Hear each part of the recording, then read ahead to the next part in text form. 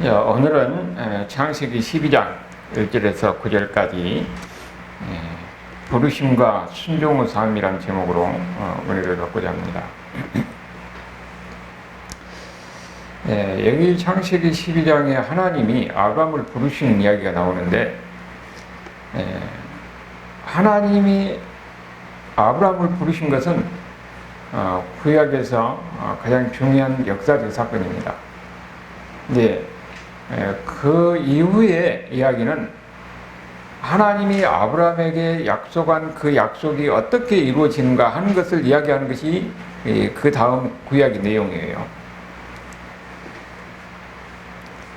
그래서 하나님이 인간의 삶에 찾아오신 겁니다. 그러면서 구원을 이룬 거예요. 그리고 어떻게 구원을 이룬가? 그래서 아브라함 이야기를 통해서 이야기를 주고 있어요. 그런데 우리가 여기 보면은 지금 아브라함이 어디서부터 떠나냐? 메소포타미아 지방의 갈대아 우르에서 떠났다고 그랬어요. 근데 여기 갈대아 우르에 대해서 자유주의 신학자들이 이건 하나의 설화에 불과하지 갈대아 우르가 따로 있는 것 아니다 그렇게 이야기를 했는데, 20세기 초에 고고학적으로 갈대아 우르 땅이 발굴이 된 겁니다.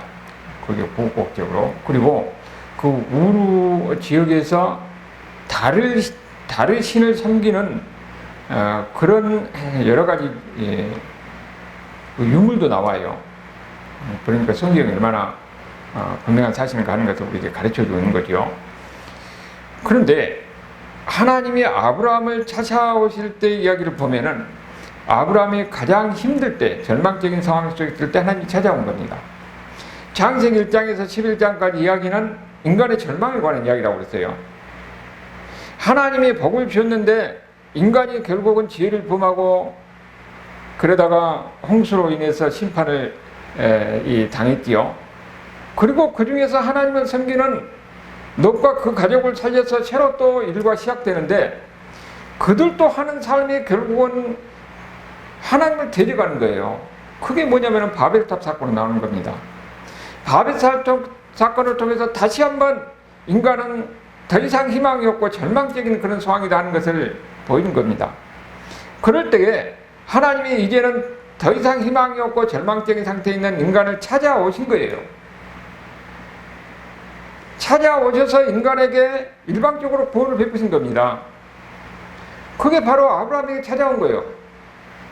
그 중에 특별히 아브라함이 어려운 가운데 있을 때 하나님이 찾아오셔서 아브라함에게 뭡니까? 복을 주신데, 그게 바로 이 인류의 구원의 역사가 거기서부터 시작되는 겁니다. 그래서 아브라함 이야기가 그렇게 중요한 거예요. 근데 하나님이 아브라함에게 찾아올 때 아브라함의 반응이 어떤 것인가 하는 것을 우리가 보게 되는데, 1절을 보니까 여호와께서 아브라함에게 이르시되 너는 너의 고향과 친척과 아비집을 떠나 내가 네게 보여줄 땅으로 가라. 그럼 여기 보면은 지금 하나님이 아브라함에게 나타났어요. 아브라함에게 나타나서 고향을 떠나라는 거예요. 그리고 내가 네게 지시할 땅으로 가라는 겁니다. 그 당시에 그 고대사에서 고향을 떠난다 하는 것은 거의 죽음과 같은 거예요. 하나의 모험이고 하나의 결단입니다. 그런데 하나님은 그 고향을 떠나라는 거예요. 아비집을 떠나라는 겁니다. 그리고 하나님이 떠나라고 하는데 어디로 떠나야 되느냐? 구체적인 그런 이 방향도, 구체적인 것도 가르쳐 주지 않아요. 그냥 하나님이 떠나라는 겁니다. 하나님이, 그것이 하나님이 우리에게 명령할 때도 마찬가지예요. 하나님은 우리에게 앞으로 무엇이 있을 테니까 구체적으로 어떻게 하라고 지시하지 않습니다. 하나님이 말씀하시면은 무조건 하나님께 순종하는 것이, 순종하고 가는 것이 그 믿음이에요.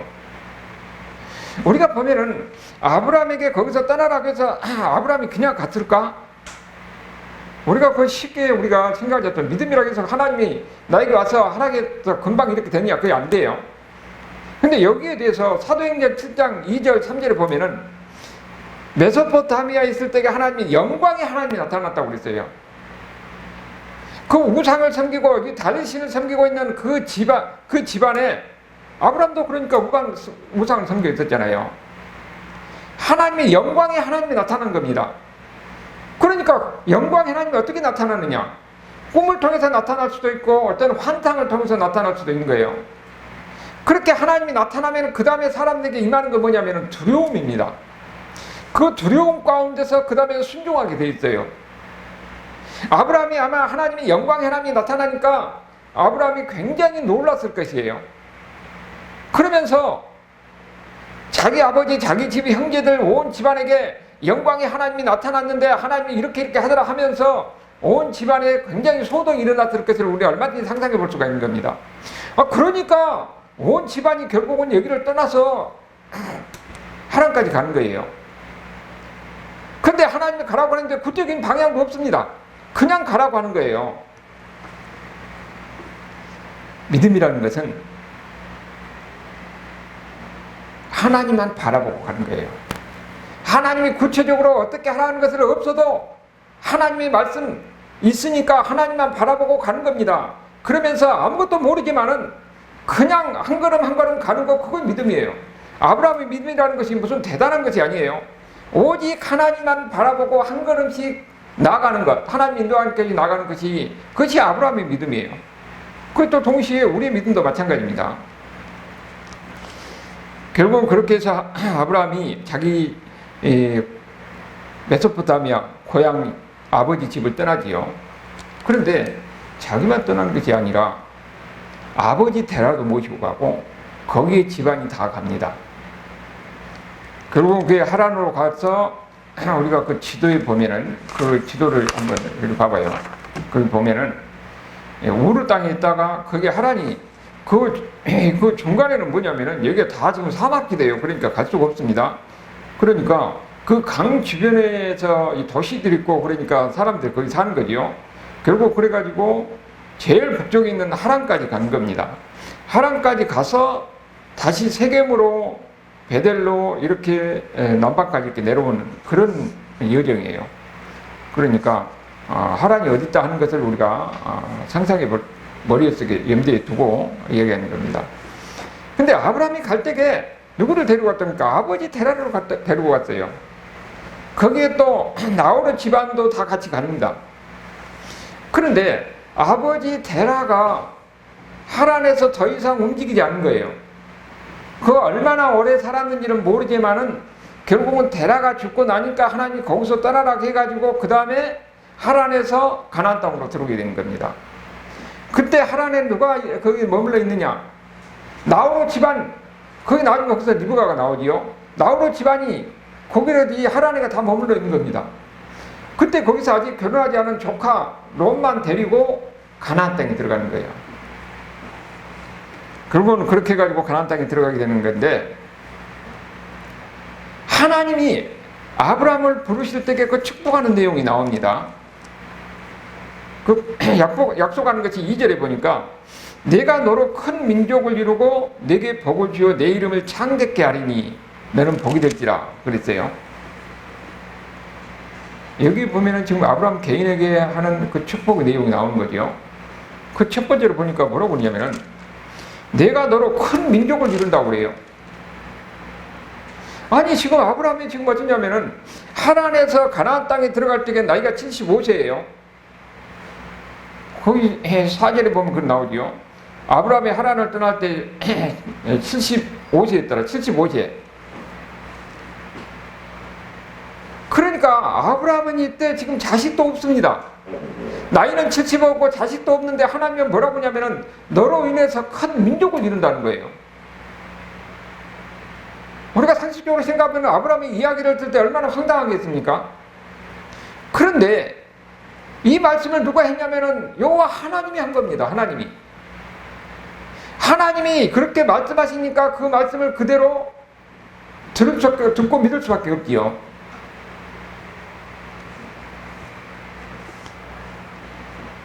우리가 하나님을 볼 때에 어떤 관점으로 보는가 하는 것이 중요합니다. 하나님의 관점으로 보면은 세상에 불과한 것이 없습니다. 그래서 성경 창세기를 통해서 계속 보이는 것이 뭐냐면은 하나님은 어떤 하나님이냐? 전능하신 하나님, 엘샤다이 하나님이라는 것을 계속적으로 강조하는 거예요. 여기서 지금 하나님이 어떤 하나님입니까? 전능하신 하나님이에요. 그 전능하신 하나님을 믿으면 그 하나님의 말씀하신 것은 반드시 이루어진 겁니다. 아브라함에게 그 약속하신 거예요. 그 아브라함은 그것을 그대로 믿고 받아들일 수밖에 없는 거지요. 그 다음에 두 번째 보면은 뭐라고 하냐면은 내 이름을 창대케 한다고 그럽니다. 내 이름을 창대케 한다. 근데 사람하고 이름은 서로 불가분의 관계가 있어요. 서로 떨어질 수가 없습니다.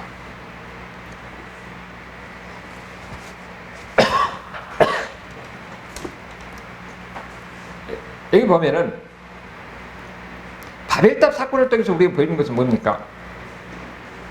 바벨탑 사건을 통해서 그들은 자기들이 탑을 쌓아서 하늘에까지 닿아서 자기 이름을 자기 후손 대대로 전하리라 그렇게 이야기를 하는 거예요. 그런데 결국은 자기 이름을 전하리라 해서 그들에게 탑을 쌓았는데 그 결과가 어떻게 되냐? 그 이름이 부끄러운 이름이 되는 겁니다. 그럼 수치스러운 이름이 되는 거죠. 그러나 아브라함은 어떻게 되냐면 하나님이 내가 내 이름을 창대케 한다고 하나님이 약속하신 거예요.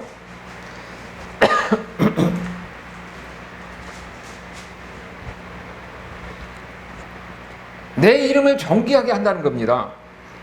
그리고 후손도 존귀하게 한다는 거예요.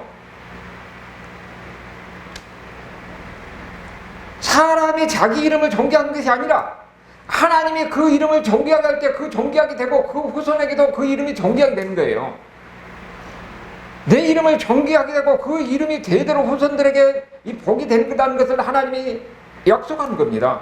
여기 하나님의 약속이 있는 거예요. 여기 보면은 아브라함 개인에게 이런 하나님의 약속이 결국은 어떻게 되냐? 그 축복이 점점 확대되는 것을 볼 수가 있어요. 확대되는 것이 어떻게 확대되니까 보니까 3절에 너를 축복하는 자에는 내가 복을 내리고 너를 저주하는 자에는 내가 저주한다. 그렇게 이야기하고 있어요. 실제로 보면 그 말씀이 그 뒤에 그대로 이루어집니다. 예, 뒤에 보면은 멜기세덱이 아브라함을 축복하잖아요. 아브라함을 축복하니까 멜기세덱도 복을 받고 아브라함도 복을 받아요.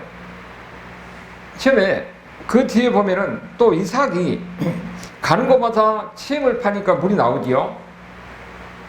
그 사막지대에서는 물이 생명이에요. 가축을 큰데도 그것이 물이 있어야 되니까. 근데 이삭이 가는 곳마다 침을 파니까 물이 나오는데 그것을 그 당시에 거기 왕이었던 멜기세덱이 보고 그걸 질투하는 겁니다. 그래서 뺐어요. 그러면 그걸 안 오고 이삭이 또 가서 다른 데서 파면 거기서 또 물이 나오고 그리고 또 멜기세덱이 거기 가서 또 뺐고 그러니까 멜기세덱은 계속 이삭을 박해를 했어요. 그런데 나중에 보니까 하나님이 이삭에게 복을 주는 거예요. 그래서 나중에 이삭하고 화해를 합니다. 그러면서 이삭을 축복하니까 결국 멜기세덱도 복을 받고 이삭도 복을 받는 거죠. 그 반면에 하갈은 어떠냐? 하갈은 하나님의 약속의 자녀를 저주하잖아요. 그러니까 그분은 결국은 그 약속의 라인에서 완전히 제외된 사람이 되는 겁니다. 가나안 사람들이 이스라엘 백성들을 괴롭히니까 가나안 사람들은 나중에 어떻게 됐냐? 가나안 땅에서 결국은 사사시대는 나오지 않아요. 이후에는 오히려 가나안 사람들이 사라지고 그 뒤를 이어서 블레셋 사람들이 거기 들어와서 정착하면서 살게 되는 겁니다. 그러니까 여기 말씀대로 너를 축복하는 자에게는 내가 복을 주고 너를 저주하는 자에게는 내가 저주한다는 그 말씀대로 그 뒤에 역사를 통해서 이루어지게 되는 것을 우리가 보게 되는 거예요. 그러면서 아브라함에게 하나님께서 약속하신 게 무엇입니까? 이렇게 점점 퍼져나가는데 땅의 모든 족속이 너로 인해서 복을 받을 것이다. 그렇게 이야기하는 겁니다. 처음에는 아브라함이 시작해서 아브라함의 복이 되고 아브라함의 이름을 통해서 복을 받는 것이요. 그러면서 점점 넓혀가면서 땅의 모든 족속들이 점진적으로 너로 인해서 복을 받을 것이라는 그런 약속을 하는 겁니다. 결국은 이 세상 모든 사람들이 아브라함을 통해서 복을 받는다는 거예요. 근데 그게 나중에 언제 이루어지냐면 예수님을 통해서 실제로 이루어진 겁니다. 예수님을 통해서 세상 모든 사람들이 복을 받는 거죠. 그러니까 아브라함의 이야기는 예수님을 모형적으로 이야기해 주는 겁니다. 사실 인류 역사를 보면은 바벨탑 사건 이후에 인류 역사는 어떻습니까? 절망적이요. 소망이 없을 때 하나님께서 찾아오셔서 아브라함에게 이 일방적으로 복을 주시고 약속을 하는 겁니다. 그리고 그 아브라함을 통해서 하나님께서 복을 주신데 그 복이 어떻게 이루어지냐? 아브라함을 통해서 결국은 세상의 모든 사람들이 복을 받는데 그것이 예표적이라고 그랬대요. 궁극적으로는 예수님을 이야기하는 겁니다. 예수님을 통해서 온 세상이 복을 받을 것이라는 것을 이야기하는데 여기까지 보면은 완전히 하나님이 주도적으로 일을 이루어 나가시는 것을 볼 수가 있죠.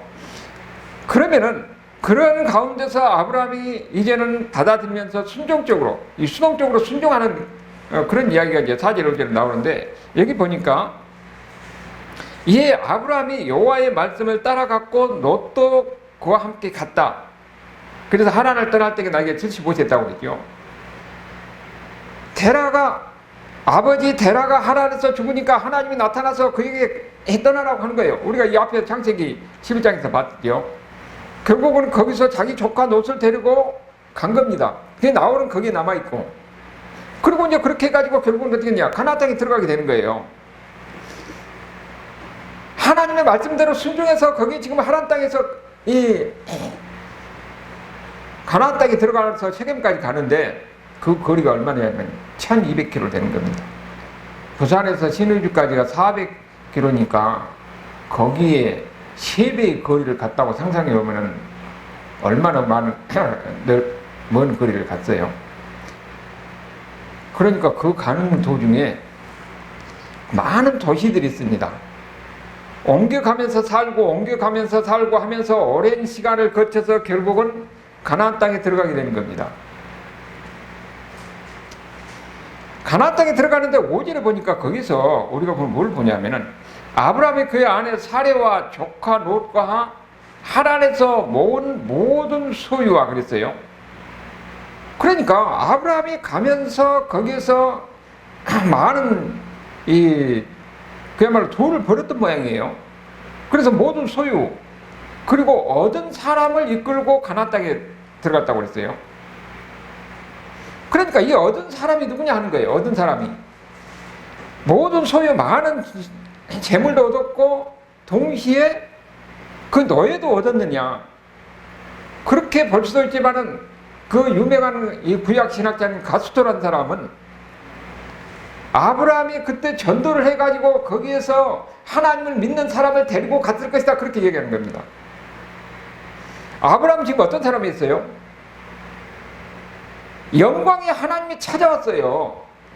하나님을 체험한 사람은요, 자기가 사는 곳에서 그냥 혼자 조용히 신앙생활하고 살지 않습니다.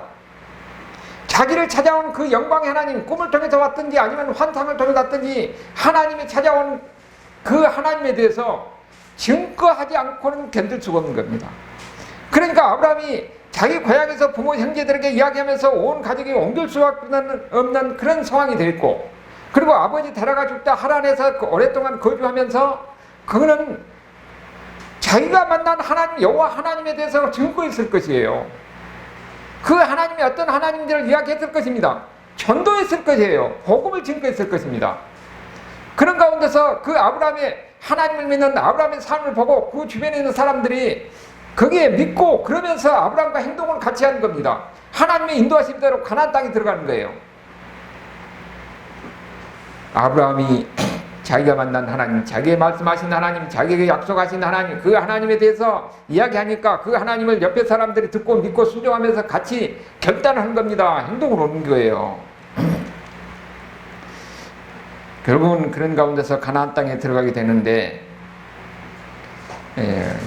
거기 이제 6절에서부터는 지역이 세 곳이 나오죠. 세겜 땅이 나오고, 8절에 베델이 나오고, 9절에 점점 남방이 나오는 거예요. 그러니까 하란이 제일 북쪽에 있잖아요. 하란에서 지금 가나안 땅의 제일 북쪽 세겜 땅에 오는 겁니다. 그리고 베델은 예루살렘 근방이에요. 거의 중부지방에 베델이 있죠. 그리고 더 내려와서 남방은 그야말로 네게브 사방 지방에 있는 브엘세바 근방, 이쪽은 전부 다 남방이라고 그래요. 그러니까 지금 아브라함이 그 가나안 땅 전체를 다니면서 살았다는 것을 이 이야기를 통해서 우리에게 보여주고 있는 겁니다. 여기 먼저 보면은 6절에 지금 세겜 땅에 들어갔다고 그랬어요. 그 세겜 땅 모래 상수나무 에리에 이르니 그랬습니다. 여기 모래란 말은 신탁을 받는 자를 이야기하는 겁니다. 선지자지요, 선지자. 그러니까 이방 신의 선지자. 그 신의 계시를 받는 사람, 신의 말씀을 듣는 사람이에요, 신탁을. 그러니까 그 고대 사회에서는 항상 어떤 큰 나무 옆에서 거기서 신탁을 받는다 그렇게 생각했어요. 그러니까 그 상수리 나무 옆에가 어떠냐면은 이방 신들이 거기서 신탁을 받는 거예요. 그들이 거기서 살면서 거기서 자기들의 신들에게 제사를 지내고 신의 이 신탁을 받는 그런 곳입니다. 거기에 지금 아브라함이 가서 어떻게 되냐면은 가나안 땅이 거주하는 가나안 사람들이 거기 살고 있으니까 거기에 갔어요. 그런데 거기에 가니까 하나님이 아브라함에게 나타나서 말씀하십니다. 내가 이 땅을 내 자손에게 주시라 한지라. 모래 상선의 나무 그쪽에서 사람들이 모여서 살고 있는데 거기에 가니까 하나님이 아브라함을 다시 한번 찾아와가지고 이 땅을 내가 내게 주겠다고 약속한 거예요. 그러니까 아브라함이 거기서 어떤 게 합니까? 이방 신들이 제사 드리는 그곳에서 자기가 믿는 하나님이 여호와 하나님께 제사를 드린 겁니다. 여러분, 우리가 이거 보면 단순한 이야기 같지만은 이건 엄청난 결단이에요. 이방 신들이 신전에서 제사를 드리는 그 장소에 그것을 제치고 자기가 믿는 하나님을 거기서 제사를 드리는 겁니다. 예배를 드리는 겁니다. 아주 위험한 일을 하는 거예요. 이것은 아브라함이 하나님에 대한 믿음, 하나님에 대한 신뢰가 아니면 그렇게 할 수가 없는 거예요. 그 하나님이 어떤 하나님인지, 영광 중에 나타나는 그 하나님이 어떤 하나님인지를 그는 몸소 체험을 하고 지금까지 인도하신 그 하나님, 자기가 또 말씀하신 하나님, 그 하나님의 약속을 굳게 믿고 거기서는 예배를 드린 겁니다. 제사를 드리고 예배를 드린 거예요. 우리에게도 마찬가지입니다. 지금 가나안 땅에 제일 먼저 들어와서 어떻게 했습니까? 하나님께 제사를 드렸던 거예요. 우리도 마찬가지로 어떤 일을 할 때는 제일 먼저 뭐를 해야 되냐면은 하나님께 제사를 드려 예배를 드려야 되는 거예요. 이사를 할 때도 제일 먼저 가서 하나님께 예배를 드려야 하고 또 모든 일을 시작할 때에도 먼저 하나님께 예배를 드려야 돼요. 근데 인생의 첫 출발은 결혼식 할 때도 예배를 드려야 되는데 요즘 보니까 무슨 예배도 아니고 무슨 사회자도 없이 주례도 없이 막 하던데 참 그걸 보고 안타까운 거 있어요. 우리 믿는 사람들은 인생의 첫 출발을 하나님께 예배를 드리고 그 예배 가운데서 하나님의 이름을 높이면서 그러면서 인생을 출발한 것이 그 복된 삶이라는 것을 항상 우리가 잊지 말아야 됩니다. 그 다음에 보니까 8절 9절에 어디로 갑니까? 베델로 가지요. 베델로 가는데 이 베델이라는 것도 보면은 엘이라는 것이 신이에요. 이방 신을 섬기는 것이 바로 베델입니다. 이방 신을 섬기는 그 베델에 가서 거기서도 어떻게 하느냐? 여호와 하나님, 여호와께 제단을 쌓고 여호와 하나님의 이름을 불렀다고 그랬어요. 베델에 가서도 거기서도 하나님 앞에 예배를 드리는 겁니다. 제사를 드리는 거예요. 여기도 보면은 아브라함이 모든 위험을 감수하고 자기가 믿는 하나님, 자기를 인도하시는 하나님, 그 하나님에 대한 절대적인 신뢰 속에서 이분만이 유일한 하나님이다 하는 것을 믿고 확신하는 가운데서 그 수많은 이방신들 가운데서 자기가 믿는 하나님께 예배를 드린 겁니다. 베델에 처음 도착했을 때 그곳에서 먼저 하나님께 예배를 드린 겁니다. 그럴 때에 모든 위험에도 불구하고 하나님께서 그를 지켜준 거예요. 그런 가운데서 그는 결국은 어디로 갔냐? 9절에 점점 남방으로 옮겨갔다. 네게부 지방, 사막 지방에 있는 그 가장 남쪽까지 간 겁니다. 지금은 아브라함은 가나안 땅에 들어와가지고 저 북쪽에서 남쪽까지 가나안 전체를 돌면서 살았다는 것을 우리가 이야기를 통해서 우리에게 보여준 겁니다. 그런 예배를 드리면서 그는 어떻게 되냐? 하나님께 먼저 예배를 드렸어요. 하나님의 이름을 높이는 겁니다. 하나님의 이름을 높이는 것이 예배예요. 하나님의 약속을 받은 아브라함은 어디를 가든지 하나님의 이름을 높였습니다. 이게 바로 믿음의 사람들이 해야 할 일이에요. 믿음이라는 것은 무엇입니까? 하나님을 예배하는 것이고 그 하나님의 이름을 높이는 거예요. 그것이 아브라함의 삶이고 믿는 사람들의 삶이 바로 하나님의 이름을 높이는 삶이 되어야 된다는 거예요. 그래서 히브리서 11장 9절 10절에 보면은